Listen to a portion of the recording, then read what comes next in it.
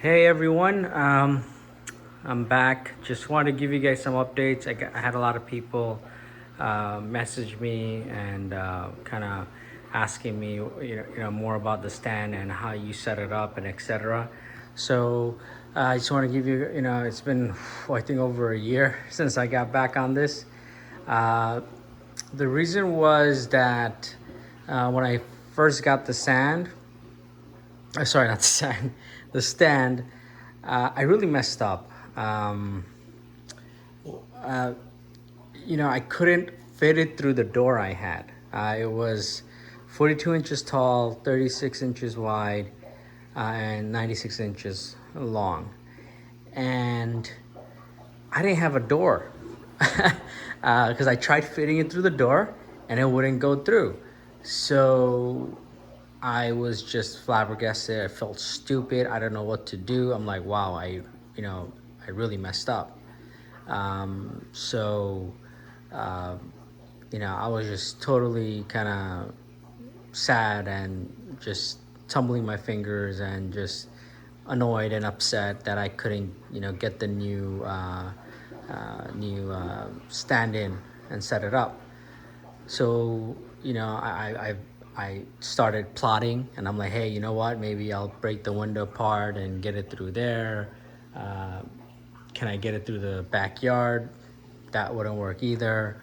So at that point, I just went ahead and ordered a custom made new door that has a 42-inch gap width for me to fit anything through. I just got fed up and gave up, and I'm like, you know what, I'm just gonna get a brand new door. So I ordered a custom made new door, and once the door was set up, I was able to get it through the door. At the same time, if you watch the older video, I also got a new tank. Since I was changing the stand out, and this tank was, my last tank was 96 by 36 by 24. I saw a really cheap glass tank that's 96 by 36 by 30. So it's just a 6-inch increase in height, and is made out of glass instead. So I went ahead and just swapped it out at the same time, got rid of my last tank and put the new stand and new tank in at the same time. The reason I did that was that the other one kind of looked a little too small for this stand because it was 42 inches in height. So it would have literally came up to here, and it would have just looked too small for the setup. The proportions are already kind of weird, right? You have this huge stand and not that big of a tank in height. So the proportion already looked kind of weird. So I'm like, you know what? Let me try to see how high I can go. And the cheapest height I can go was 30 inches higher. So yeah, I also got a cover made for this thing. So there are panels on the left, right side, and 3 in the front. I had to get somebody to custom make that. And the way they're set up is they're actually set up by magnets. So if you go, there are magnets here and magnets in the bottom, and all you do is put it on, and whenever you want to take it off, just pull it off. So that's pretty much it. I think it looks great. There are some complications though, which I messed up and I haven't kind of fixed. I've been a little too busy, but as you can hear, a lot of noise, so I need to resolve that. So let's just look inside to see what's going on. So you got one of these.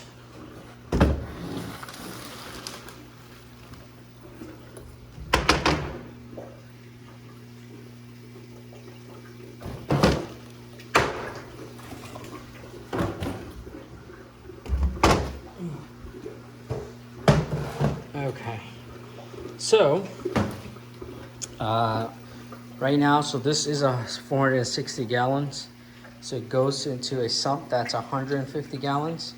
There's 2 FX6s or 51516 and a UV sterilizer. Okay, so one of the mistakes I made, and I think I want people to not make, is using hoses. Just go pipes. I mean, there's a reason why you should be going pipes. why everybody else goes PVC versus using these hoses. If you hear a lot of noise, it's because of two reasons. First is that that side drain hose slags, and because it slags, the water builds up and then flushes through. Okay, that's one reason. Same thing kind of here. It's a weird flow. I don't know if that one impacts as much. The other reason is where the outs are. The outs are kind of high. It's up to the water level, and that's another issue. So now you're telling me, well, why is your water so high, right? You shouldn't have your water so high. Your tank, your sump water level should be lower, right? But there's a reason for that. I'm not using this, you know, you're saying, hey, you're using your thing wrong, but it's not, I'm not using it wrong. What I'm doing is actually, this is a drip system. So water is actually being put in every hour. I think it's about 10 to 20 gallons, depending on what I set up for the day. I have a whole setup on my app to turn on the water and regulate the flow. And I'll show you guys how I do that.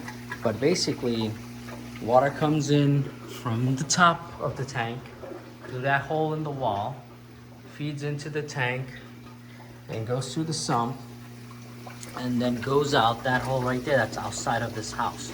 Okay, so it's been dripping down, and you know, I really, that's how I do my water changes. I just go on my Alexa app and I click a button, and my water changes get done. So the sump needs to, you know, well, not the sump, the hosing and, you know, the hose needs to be replaced. I'm gonna go ahead and replace them with PVC, and I'm gonna elevate this. So I'm gonna put some kind of box here. So by using one of these, I had these left over from another sump of mine. It's like an ATF, I think, or something like that. But this thing costs like a lot of money. I don't know why. It's just a box. But I'm gonna put that on the top here, drill some holes, and connect that end to it, and then this end to it with PVC, and drill some other holes in the bottom side of it, and let it go inside here from the top versus them being in the water level. Because the water level will always stay high like this on this sump, because water is always continuously coming in, overflowing, and leaving the house. So these need to get replaced. These need to get replaced. These are connected to the FX6s and 5s, so it's fine.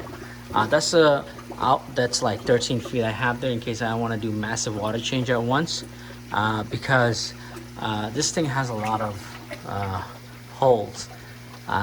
So you know, the FX6 goes back in there.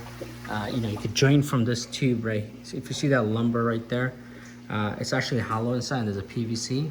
So if I trigger the valve, it'll drain water through that. The FX6s with the sterilizer actually pushing out water through that. So through this hollow lumber. I need to get rid of some of these fishes as well. He's getting territorial and actually killed a few of my fishes. I think they're breeding, which means they need to go. Most of these fishes are gonna go. Just gonna keep the stingrays, keep the turtles, but a lot of these cichlids need to get out. You know, I just put them in there for color and temporarily, but I just forgot to catch them because it's a pretty big tank. They have a lot of hiding spots, so it's really difficult to catch these guys. You know, I was in the mood for colors. I just bought everything that's colorful, but then colorful also has a slight of aggression to them, which is not good. So I'm going to be getting rid of most of them, and you know, just redo the tank. So I'm gonna start with cleaning this up. It is a mess, and see where that takes me. You know, if you guys have any questions, any ideas, please comment and let me know how, you know, I can proceed. What's a better way? All right, catch you guys later.